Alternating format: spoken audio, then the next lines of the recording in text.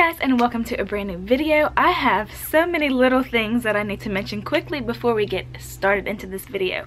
Number one, on the last video I posted that was titled The Longest 8 Minutes of My Life. The reason why I decided to put that one up was to test and see a few things. And a lot of the conclusions that I came up with in my head were proved on the video. Whenever I post, because I can see the analytics of the videos, I can see that certain demographics watch a certain video, male versus female, what part of the country they're watching, and the age limit based on your YouTube account or your subscription that you made. I can see all these different things when it comes to videos. And I have a lot of videos that I do post that are filled with lots of information, but because of the length of the video, that information is not always received. So I post videos that are 2 minutes, I post videos that are 30 minutes. It just depends on the topic and whatever I feel like posting and editing and discussing. And I do try to make it to where I post longer videos and shorter videos and all in between to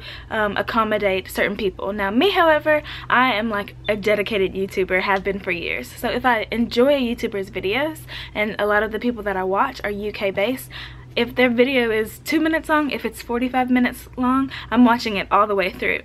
Now, I also have times where my attention span is like, I can't do this right now. And so I might click on something, start watching it a few minutes, I don't feel like watching it, I'm zoning it out. Bloop, I click off. Now with the last video, so many people were like, oh my gosh, why are you not leaving the hotel? Why is she just sitting there? They're saying, attention, get out of the hotel in Spanish. But towards the end I mentioned that it was an optional fire drill. We didn't have to leave. I was aware about it the entire time, but because I set my alarm on my phone wrong, it woke me up. So it just made me realize a lot of people do not watch videos to the end, which that's fine. I mean, I don't care. That, you know, it's up to you. YouTube is free.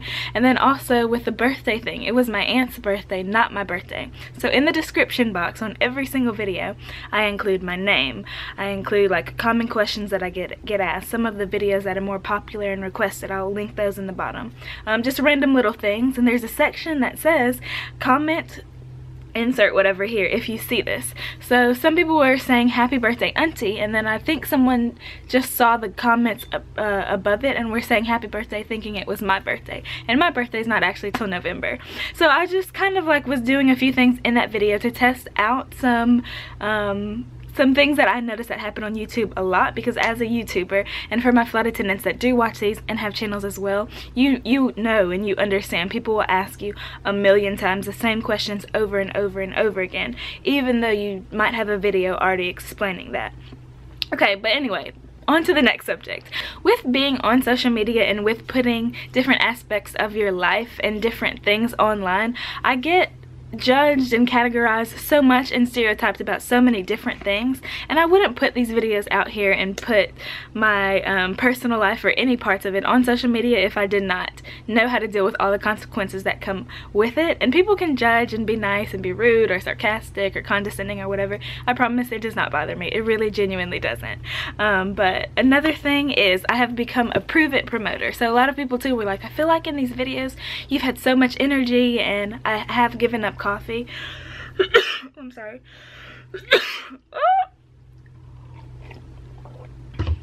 I have actually given up coffee, which is kind of bizarre because I do love Starbucks so much, but once again, I'm one of those people who, you all saw the French vanilla video, this much cream and then like this much coffee just for the taste.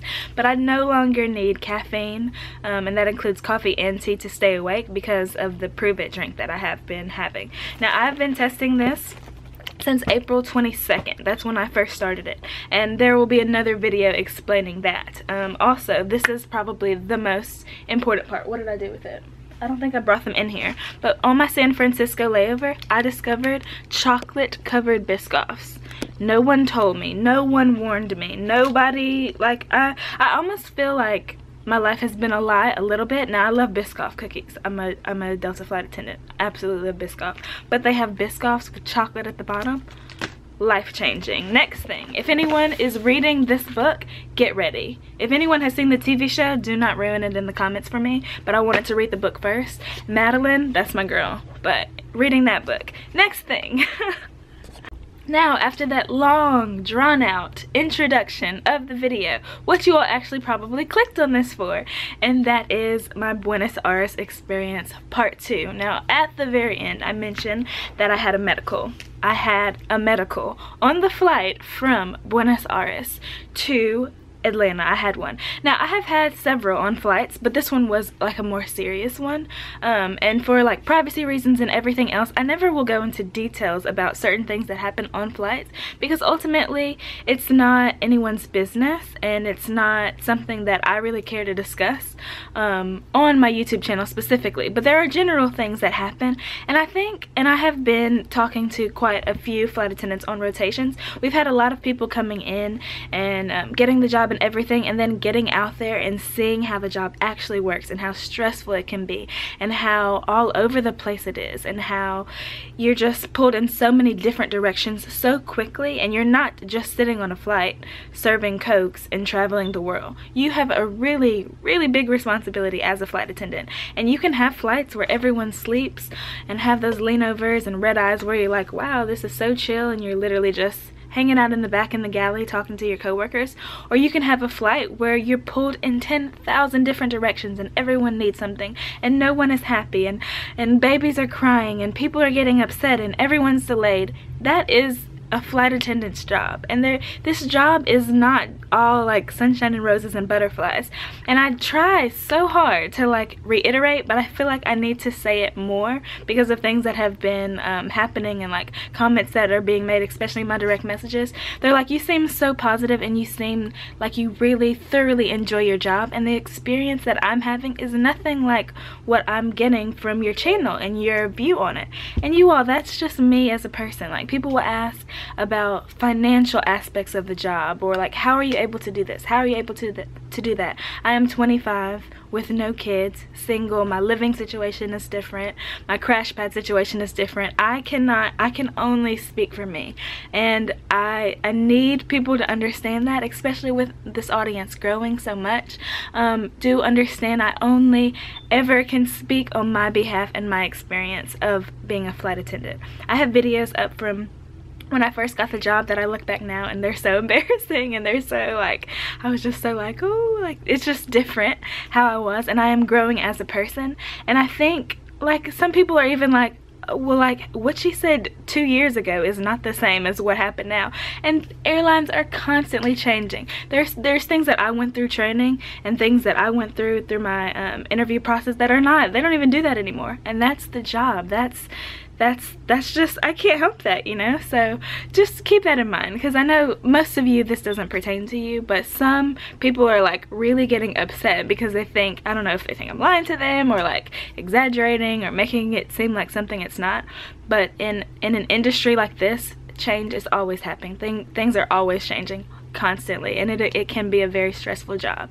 And I'm a person who's very patient and very understanding, and really like genuinely don't let things get to me, and don't let a lot of things concern me or get worked up about things that I cannot change. I go to work every single day with a positive attitude. I do my best. I give all that I can. I try to constantly be a good influence and a positive person, and I'm not always that way either. Like, I'm still human, I still have bad days, but I just wanted to, like, you know, really reiterate that. You know, in my mind it's way too late for this, but in my head I'm like, flower crown, are we still doing flower crowns? Yeah.